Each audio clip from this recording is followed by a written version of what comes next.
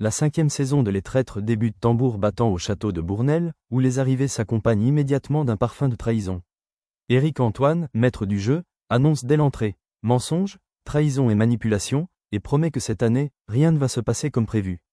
Dès les premiers instants, les 16 candidats sont confrontés à un dilemme inattendu, accueillir un invité surprise, mais à quel prix?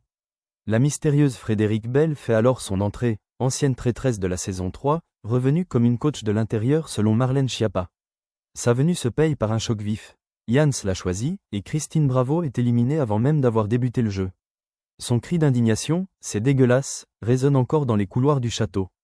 La tension monte encore lorsque vient la désignation des traîtres. Dans une cérémonie à tiroir, Anne-Elisabeth Blateau reçoit ce rôle périlleux, et doit choisir son complice à travers un toast énigmatique, levant son verre, lançant au traître, et écoutant la réponse, que le meilleur gagne.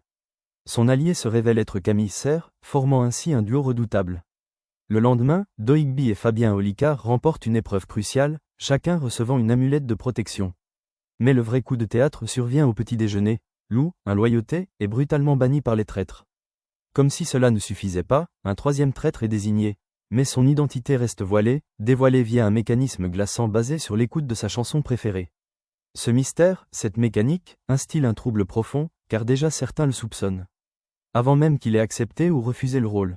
Ce premier épisode, riche en rebondissements, élimination choc, retour dramatique, révélation et alliance secrète, installe une atmosphère survoltée pour cette nouvelle saison.